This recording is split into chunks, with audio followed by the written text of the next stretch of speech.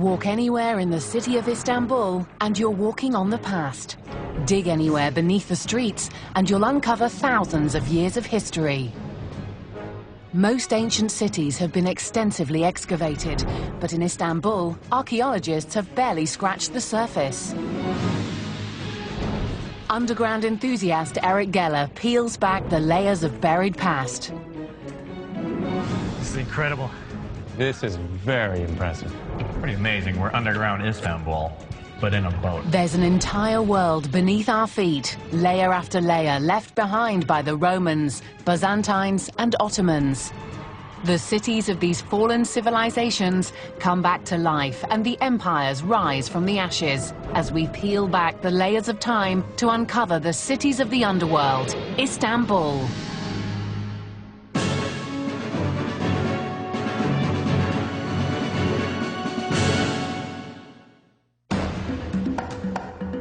It's been called Byzantium, New Rome, Constantinople. This peninsula sits with the Marmara Sea on one side and the Bosphorus Strait on the other. It's the only city in the world that straddles two continents. Its strategic location made it vital to the rise, fall, and rise again of opposing empires. I'm Eric Geller. I'm in Istanbul, Turkey, and for centuries, this was the most powerful city in the world. But when you're on top, the only place to go is down, and down is where these empires went. If you dig anywhere, you'll find evidence of the fallen civilizations. There are cisterns and libraries, dungeons, hidden tunnels. There are entire cities buried beneath our feet. Now, we can't shut down today's modern-day city to excavate, but there are other ways to get underground. Istanbul is part of the Democratic Republic of modern Turkey. The city's 11 million inhabitants form a melting pot of cultures fallen empires have left behind. Everywhere you look, the past and the present collide. Taxis whiz by the 1,500-year-old Byzantine church, Hagia Sophia. Couples stroll by 1,000-year-old Roman city walls, and tourists marvel at the almost 400-year-old Ottoman Blue Mosque. In many cities, these would be the sights, but in Istanbul, it's only the beginning. We'll peel back the layers of time, modern houses, busy streets, and bazaars, to find a hidden history like no other. Not a catacomb or a tunnel or two, but entire cities, stacked like bricks, each layer of history buried deeper than the next. The city began in the 7th century BC as a small Greek fishing village called Byzantium. 200 years later, the village became a part of the Roman Empire in 330 AD.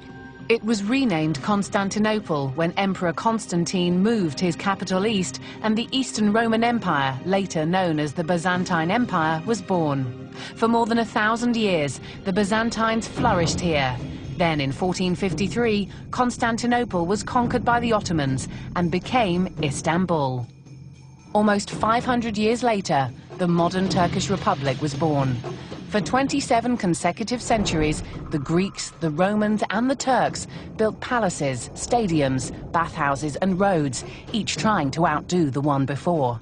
When the city was destroyed, the next generation simply rebuilt on the ruins of the past, adding their own layer, in some cases raising the ground level by more than 12 meters. An Ottoman mosque literally sits on top of a lost Roman palace. Blocks of flats manage not to cave into the ancient Roman cistern below. Understanding why begins almost 1,700 years ago, when Istanbul was the new capital of the Roman Empire. For centuries, this city's prime location made it the most desirable spot in the world. The Romans knew this, and they acted quickly to defend their new capital. They built impenetrable city walls, they chained off their harbors, and perhaps most ingeniously, they found a way to protect their greatest resource, drinking water. And it all started right here. The aqueduct was one of the Roman Empire's greatest engineering feats. In the 4th century, Constantinople's water began its journey 12 miles from the city centre, in the forest of Belgrade. Powered entirely by gravity, the precise slope of the aqueduct's construction carried large amounts of water across uneven ground until it was safely inside the city walls. The water was then diverted to one of 5 open-air cisterns. Here it would purify itself, depositing mineral and organic matter while keeping its pressure. The water then made its way into the many subterranean tunnels, snaking beneath the streets. Its final destination was one of the thousands of underground cisterns, where it was stored until someone decided to pump water from the fountain above.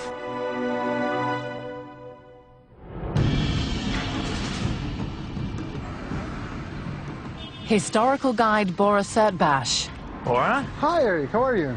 takes us to the largest underground cistern in the city. Many believe that it was from here the emperor got his water. In a minute, you won't believe your eyes what you will see down here. This is a totally different life than what you've seen above. It's called the Basilica Cistern, but the Turks call it Yerebatan Saraye, or Sunken Palace. This is amazing. Look at the size of this place. This is a huge place. You would have no idea coming in off of the square. Yeah. I mean, there's restaurants right there. About here. There's a park right here. Police station, everything. This is massive. And we are going to see about over 100,000 square feet of an area here. This is the biggest underground cistern ever built by the Romans in this city. Emperor Justinian was responsible for building this cistern in the 6th century. He also built the nearby Hagia Sophia and was the emperor under which paganism died and Christianity flourished. During his 43-year rule, he reclaimed the Western Empire, reformed Roman law, and rebuilt much of Constantinople. The Basilica Cistern is one of the largest Roman structures left in the world. It's 140 meters long and 70 meters wide. The roof is supported by 336 marble pillars, spaced approximately 5 meters apart. The cistern was the key to the survival of the city, constantly under siege. The aqueducts, which acted as natural bridges, had to be broken to prevent entry. The water stored in the cistern helped sustain the residents of Constantinople for months at a time. After the conquest, 1453, when the Ottomans came into the city, nobody gave them a tour, okay? So they didn't know where is what. For that reason, the underground systems were not discovered for a long time. But even after they were discovered, the Ottomans didn't feel as vulnerable to attack as the Byzantines, so didn't rely on them as much. The Ottomans' cultural preference for running water added to the cistern's downfall. In the Turkish culture, still water is considered dirty. When it runs, it's clean water, and this is what we use. The Basilica Cistern was forgotten about until 1544, when a Frenchman, Pierre Gilles, became intrigued by the endless supply of water and fish the locals were pulling out of their basements. Gilles is credited with rediscovering the Basilica Cistern after being invited on a fishing trip underground. The Basilica Cistern lies more than 7.5 meters beneath the modern city. Over a vast area, everything you see, trains, restaurants, hotels, even the police station, is supported by the 6th century cistern. The marble columns credited with holding up the modern city were once submerged in water and were never meant to be seen. They were leftovers taken from nearby temples or monuments. How come it doesn't fall down? How come, the police station isn't right there? How come this whole city hasn't caved in? That's a good question. Now, at this point, we should remember the very important saying. City is built on 7 principal hills, like Rome. When they had a valley, they erect columns in there, put in the Roman arch, cover it. With 1 stone, you shoot 2 birds. You can have a water storage underneath, and you have a flat surface now above. Approximately 1,500 years and 25 major earthquakes later, these columns still support the cistern and the city. But they were also intended to hide some of its secrets. So who is this fine person? This is Medusa from the Greek mythology. Why is Medusa here? Is there some symbolic reason for that? That's a very good question, actually. One explanation is, since everything is recycled material here, this is what they needed. They needed this size of a stone, they put it underneath, and they elevate it into the height they wish. But in Istanbul, there are always other reasons. Another explanation is 532 is the year the most Christian emperor Justinian is building across the street the Hagia Sophia, the biggest church ever built in the Roman period. He was a very religious person, and by burying Medusa, a pagan symbol, under the column, on the side, and there upside down, drowning her inside the water, he was giving a message that the pagan believes is helpless even to itself. So not only are they storing water here, but they're hiding the past. They're burying paganism at the bottom of the cistern. I couldn't say it better. Istanbul has been called the City of Cisterns, and while the Basilica Cistern is the biggest, it's just one of the hundreds of ancient holes forgotten beneath the streets. I would say even some people wouldn't know they have cisterns under their houses, and they're sitting on a heritage of 1,500 years old without even knowing it. Nakash is in the Old Quarter and specializes in quality Turkish carpets, pottery and jewelry, but their real treasure is underground. Owner Cengiz Korkmaz agreed to take us down. Yeah, you can definitely feel the humidity. This is our cistern area. Amazing. Amazing. Isn't that beautiful? It's amazing. It's an incredible place. A cistern of this size would normally require only about 8 columns for support, but this one has 18, indicating an important palace building probably had been above it, not unlike today. You've got a massive store above it, 20,000 square feet roughly. Yes. What kind of considerations do you have to do to preserve this cistern? Actually, in the process of building on top of the cistern, we really thought very carefully. We said we have to keep this place in authentic size and originality. So we did special kind of construction. It was designed by an engineer who came up with a groundbreaking way to build the huge building above while protecting the Roman cistern below. Instead of using reinforced concrete beams, they used steel, causing 10 to 15% less pressure on the structure below, and 30% less than the older buildings once unknowingly built above the cistern. We built more than beams that we needed to distribute the weight of the building above, so not to give any pressure to the cistern. The main thing is that lighter weight, more columns to support it, steel columns. Exactly. 30 steel beams instead of the required 20 were used to distribute the weight. And the engineers angled the building so it didn't sit directly on the cistern. Only 8 of the 30 beams are in contact with the cistern. It cost over £1 million. Without the cistern, it could have cost half that. There's a lot of things underground of Istanbul. And I believe as much as we have on ground, we have much more than that underground of Istanbul. But they're all waiting to be discovered.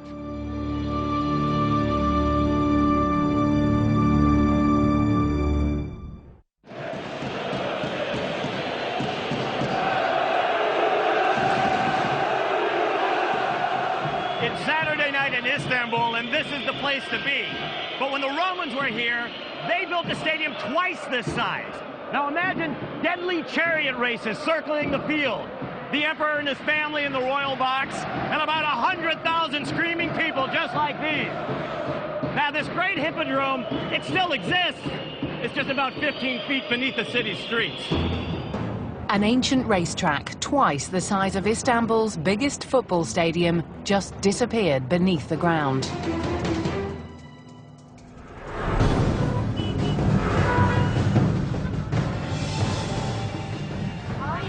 Çemen Feliz Pasha is an historic guide in the busy tourist square of Sultanahmet in the Old Quarter.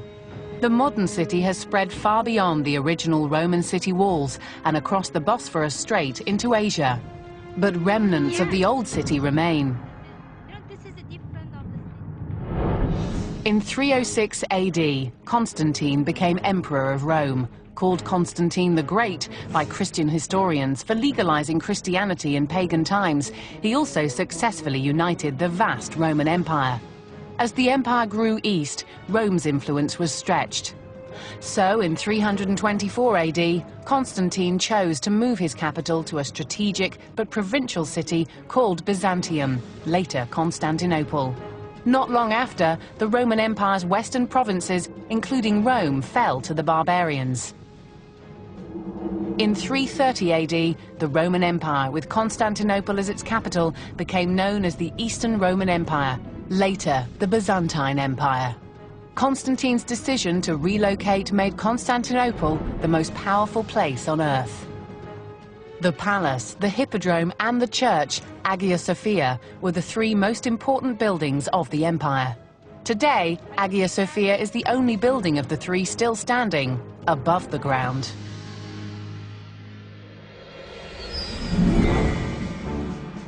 The original hippodrome was built in 203 AD by the Roman Emperor Septimus Severus.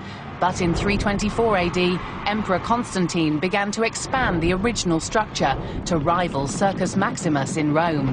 He added more seats, enough to fit 100,000 cheering spectators, and extended the U-shaped track.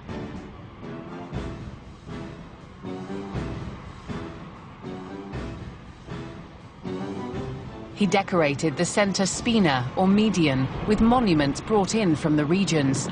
These monuments were a reflection of Rome's power, but were also used to deliberately block the view of the spectators, adding to the suspense as the chariots disappeared and reappeared from behind the spina as they rounded the deadly U-turns.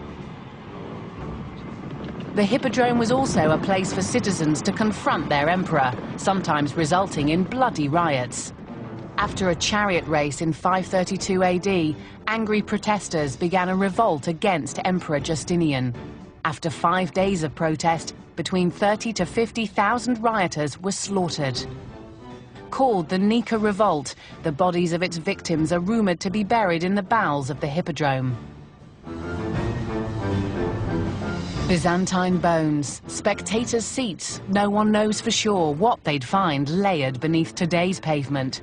But 3 surviving monuments from the hippodrome's spina serve as the perfect gauge for determining how much the ground level has changed in almost 1,700 years.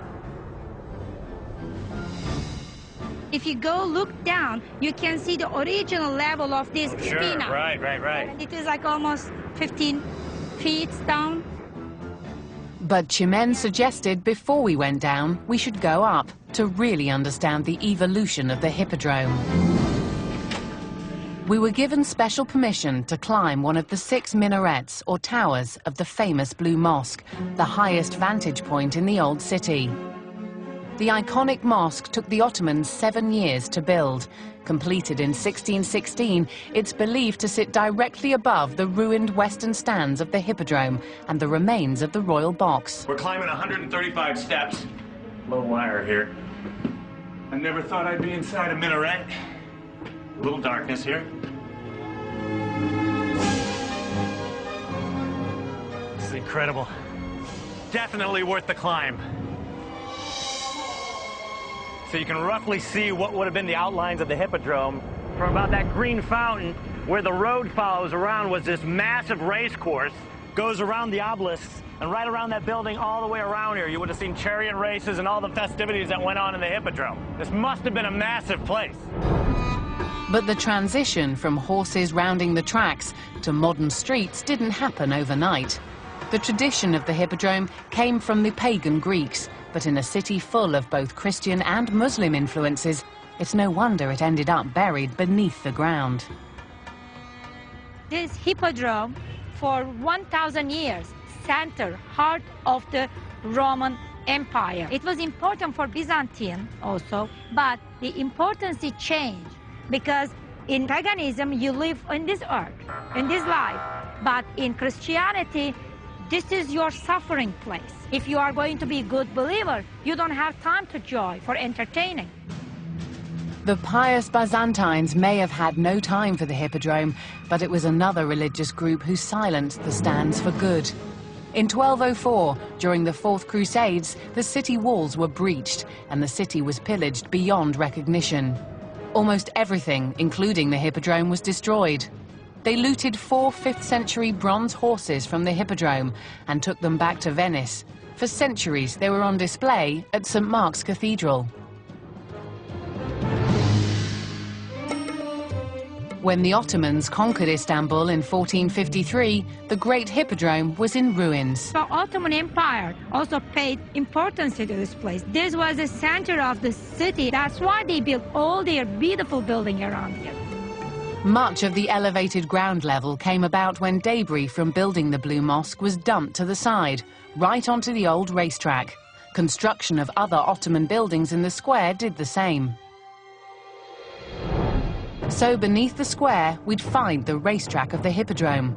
But just a few minutes walk down a natural valley, Çemen showed us the only structural part of the Hippodrome still standing. It's called the Sphendome. You see, this is a Sphendome. This is the outer wall of the Hippodrome. It has a curve, and when we have a curve and a higher platform, we call it Sphendome. Today, on top of the Sphendome, sits a more recent layer of the past, Sultanahmet's Technical High School. This is a 3rd century wall. It was part of the Hippodrome. And right now, its construction is so solid that it's holding up the school. Based on the Circus Maximus in Rome, the Hippodrome was built into a natural valley. Engineers first closed off the south end of the valley with a U-shaped wall called the Sphendome. It rose over 40 meters and linked up with the stands, while the racetrack lay below on the valley floor. While the track was flat, the ground sloped down towards the Sphendome, creating a cavernous backstage, starting where the track ended and the Sphendome began. This area was rumored to be intact, and we'd been granted special permission to get inside.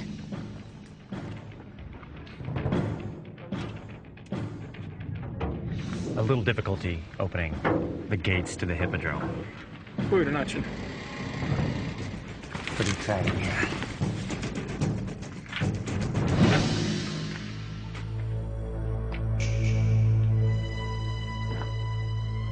We have some friends down here. We got some like little dung beetles or something. Whoa, whoa, whoa. What are we seeing here? It looks like actually... Like it's sort of naturally filled in on itself, like maybe the roof gave in. I can't tell if this was filled in or not. It's hard to get a sense. But this cave goes back further, but I don't think we're going to be able to get back there, at least through this way. Off the circular corridor were about 6 rooms, and inside each, a caved-in entrance to another tunnel, possibly leading to the Hippodrome. So this room and all these other chambers like this would have been behind the scenes. It would have been like in NASCAR, a pit stop, right? The race car blows a tire, needs more fuel. They might have come right in here. They could have had chariot supplies, wheels, water, anything you need. And 100,000 screaming people were standing right out there. I see steps. Oh, wow. Can you hear that? Can we explore down here? I hear something scampering around. Be careful, Eric. I'm trying to be careful here. Looks like it's a good 30, 40 feet up from here. And the masonry and the stonework looks impeccable. And it'd have to be if it stood up for, oh, let's say 1,600 years. Looks like I can't take another step down because it looks like it's flooded out down here.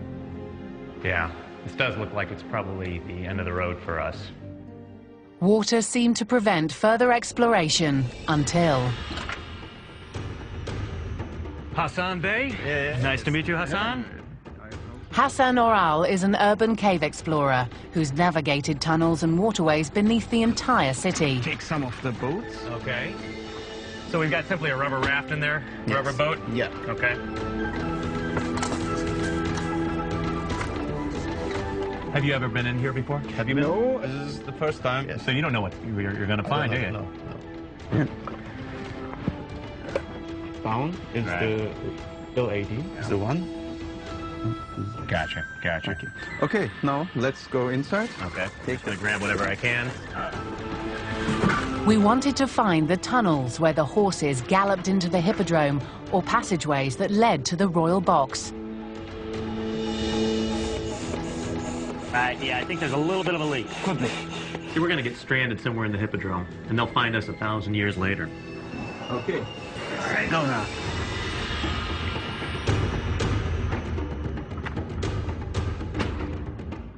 What do you think?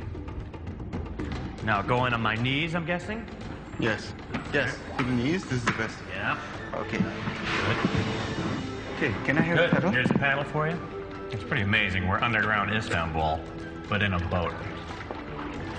And we're paddling through the hippodrome. And clearly you're getting runoff from pollution from the streets.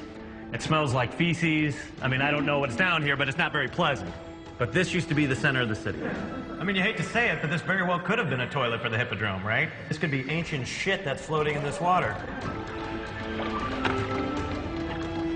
Seems like about every, 20 or 30 feet, we find a new chamber. There could have been supplies here, storage for chariots. I mean, it's big enough to be a stable. There could have very well been horses in here. This could have been where the athletes prepared or the circus entertainment. Looks like there's some debris over here. I can't even make this out over in the corner. It's concrete, not... That is concrete there. We had hit another layer of history. The wall was clearly not Roman or Byzantine. Hassan explained that the Ottomans turned the sphendum into a cistern for water storage. The walls were covered in concrete, and, based on the water everywhere, the cistern was still doing its job. So this isn't our way, but we've got to see what's behind us. Yes, We've got to keep going, right? Yes, let's climb. All right, let us climb.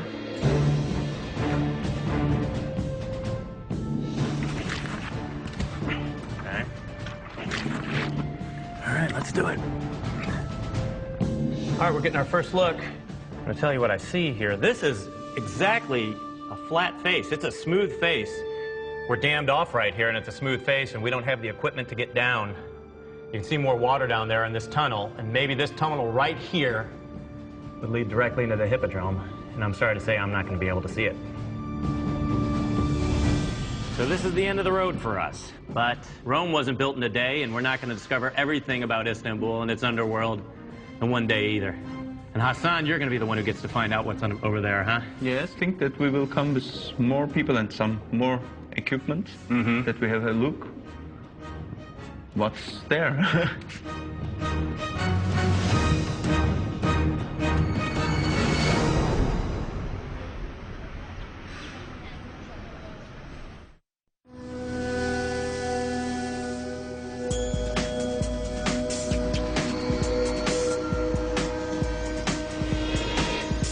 Today we know this city as Istanbul, but almost 1,700 years ago this was Constantinople, the very spot that Emperor Constantine handpicked to be the new capital of the Roman Empire.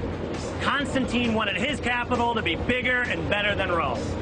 He started by building a palace that would become the envy of the world. So where is this grand palace now? The palatial complex Constantine built when he relocated his capital, called the Great Palace, was enormous. The compound began at the Sea of Marmara and continued all the way to the Hippodrome. It was like a small private city for the emperor and his royal court. The grounds held state buildings, throne rooms, churches, libraries, thermal baths, fountains, and ornate courtyards. The bronze gates, roaring mechanical lions, and mosaic tile pavements made it one of the wonders of the ancient world.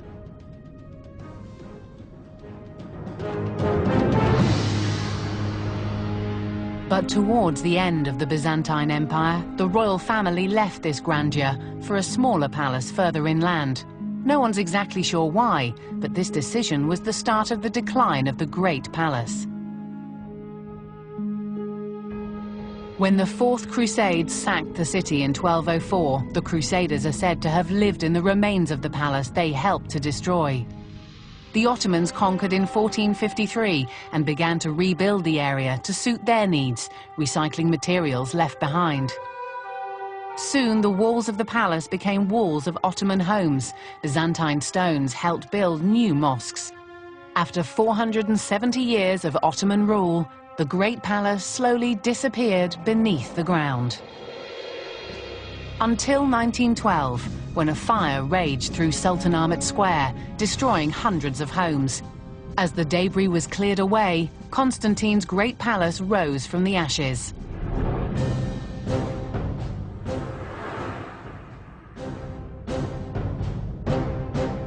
The fire helped unearth a 4th century palace courtyard and one of the best ancient mosaics in the world, commissioned by Emperor Justinian 200 years after Constantine first built the imperial palace. So essentially, this grand mosaic is a sidewalk for emperors. They would have strolled onto the hippodrome, perhaps, or another part of their palace. And you can see how gorgeous this is, how grand the palace must have been. It's not hard to imagine that Emperor Justinian himself followed the same path that I am, of course, on the mosaic. The mosaics were part of a royal peristyle, or enclosed courtyard lined with columns. The courtyard was part of the massive complex of the Great Palace.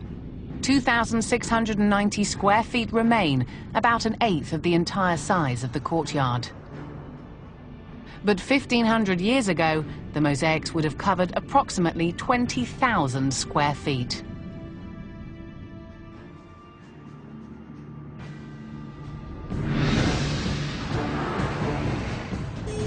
Archaeologist Feridun Özgürmüş knows the area well. Hello, sir. Very nice to meet you. Thank you for your time. He grew up in the old city and was playing in the substructures of the Great Palace before he or anyone knew what they were. This brick right here, right? If I remove this brick and keep digging, what am I going to find? The ruins of, in my opinion, ruins of the Great Palace. The ruins of the Great Palace right underneath it. Because at the moment we're walking within the periphery of the Great Palace of ancient Constantinople. He knows a part of the Great Palace that has never been properly excavated. Asia Minor Carpet Shop looks like all the other carpet shops on the street, but beneath its courtyard, an entrance was discovered.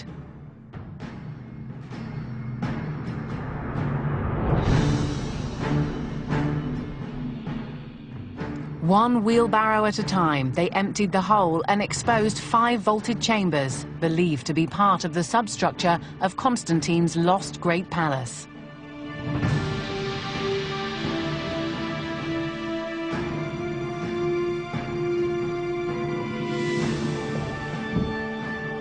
This is very impressive. There are a lot of substructures like that in Istanbul. This is the substructure of the Great Palace.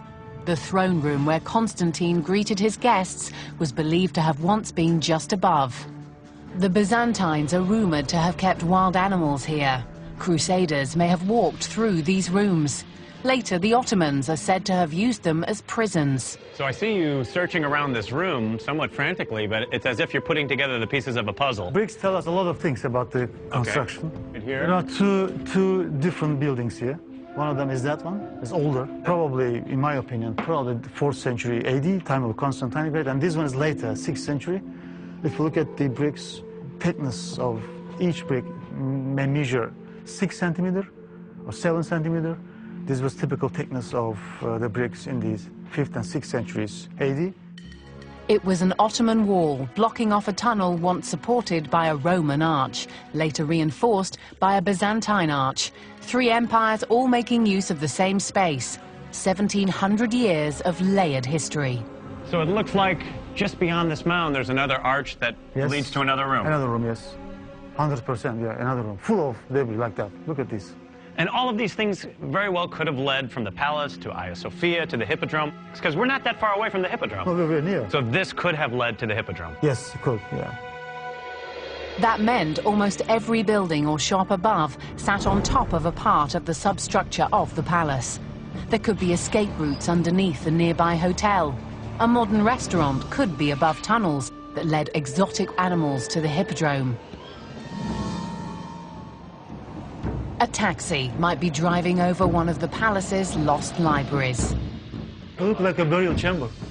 There's a niche with an arch. Usually tells in Byzantine archaeology is an alcasolium type of tomb. This could have been a tomb. It would be for an important person. Without proper study, there's no way of telling if this really is a tomb. But the physical evidence just added to the mystery of this city's subterranean world.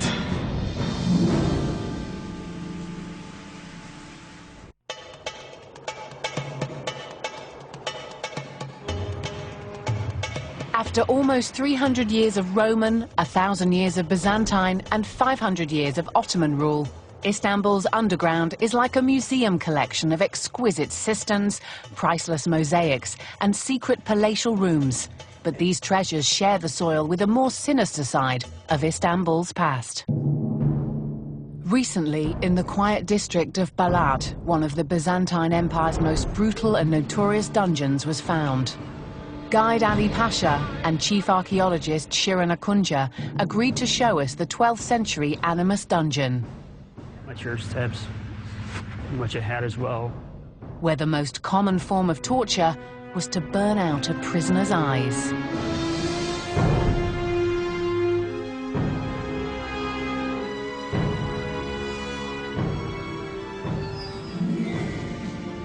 So if you look up, you get a good sense of how far down we are. And maybe from the bottom down, it's probably, what, about 60 feet, 80 feet, something like that? I mean, you get a sense of how many rooms, at least just from off this view. There's 1, 2, 3, 4, 5, 6 sections that I can see just right here. So this looks like quite a maze here. This nearly 1,000-year-old prison was an annex for the nearby Byzantine Tekfur Palace. Unlike the early Romans or Ottomans, whose rulers all shared a bloodline, anyone could become the next emperor of the Byzantines. Over the next 350 years, plots to kill the emperor were so common, he needed a place large enough and a punishment severe enough to hold on to his power. So what happens is to you, they start torturing you, they blind you, and they cut your tongue, they may pierce your eardrum, they may even castrate you. So they may keep you for forever here until you're nobody, nothing, just a kind of a creature cannot speak. Not a pretty place to be. No, no, really. Not long ago, this dungeon was full of debris. Locals had heard of it, but no one could have imagined something so huge was buried directly beneath this 16th century mosque. The dungeon is shaped like a backbone. The long corridor that becomes wider towards the end resembles the spine, and the 12 vaulted chambers branching off on each side, the vertebra. The subterranean dungeon is believed to have ranged from 18 meters to 24 meters in height, with wood planks that have since disintegrated separating the floors. Rooms were approximately 3 meters wide and over 10 meters long.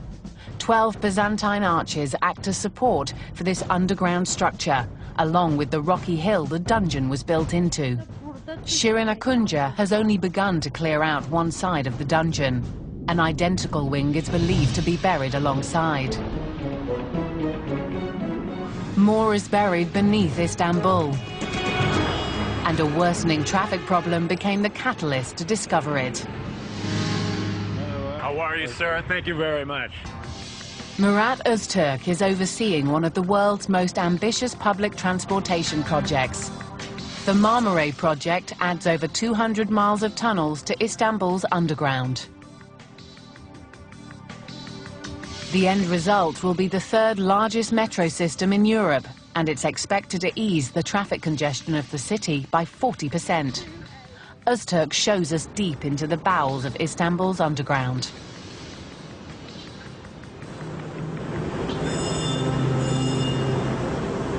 Building a world in which 7 or 8 million people at the same time can move around beneath the ground in Istanbul. Digging without disturbing the past is difficult. It's important to dig deep. Some of the richest cultural layers left behind by the Byzantines and Ottomans are found 2 to 20 meters below street level, so the metro has to dig even deeper, to 22 meters or more. In addition, they used sonar to determine where artifacts were buried, and the path of the metro was mapped out accordingly. But in a city like Istanbul, you can meet with something else, something different, as every 10 meters below the surface. So we should be prepared to face any surprises. And so if you do run into an antiquity, you just change directions? If what we face is too massive, we might have to change our direction as well. To avoid this, teams of up to 80 archaeologists work quickly to safely remove whatever they can. When you talk about Istanbul, archaeologists are our partners. Archaeologists are the biggest supporters of our construction sites. At the Yenikapi Metro dig site a few miles away, official digging hasn't begun, but archaeologists are working against the clock to remove one of the dig's greatest finds from the path of the metro. Here, one half of the Dr. Jamal Pollock from Texas A&M University was brought in to help. And the main reason why I'm here is in one of their soundings, they stumbled on 2 shipwrecks. And I came here about 2 months ago, and since then, they've stumbled on 3 more. Wow. And maybe tomorrow we'll have another half a dozen. Dr. Pollock is an underwater archaeologist specializing in ancient shipwrecks. Now, Yenikapi is over a quarter mile away from the sea, but was once part of the massive Byzantine harbour. 4 meters down and over 1,000 years back into Byzantine history is the 11th century sea level. We're standing at the bottom of the late 10th, early 11th century Byzantine harbor floor. Okay, so 1,000 years ago, we'd be swimming right now. That's right. A storm probably caused this 11th century merchant ship to sink to the bottom of the harbour. The large port side in front of us lodged into the harbour floor and was immediately covered by a protective layer of sand. As soon as the ship sank, it was covered over, and even the people who lost the ship must have looked for it, and they lost it. But then over time, of course, the harbor silted in, and it became marshland. Then, of course, once the area dried up, it was used as an orchard or gardens, and then eventually the city took over from the 16th century onward, and then we have continuous habitation on top of the sea to the 21st century, and people living above it had no idea that this was once the sea and there are shipwrecks lying below them.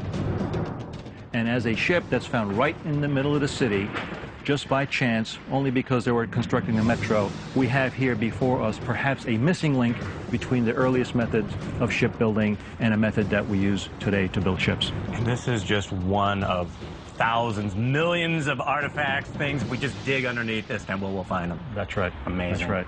Amazing.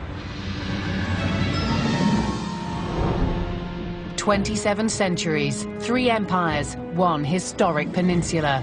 The ground is saturated, and the tiniest opening might be an entrance into one of the many unexplored layers of the underworld of Istanbul.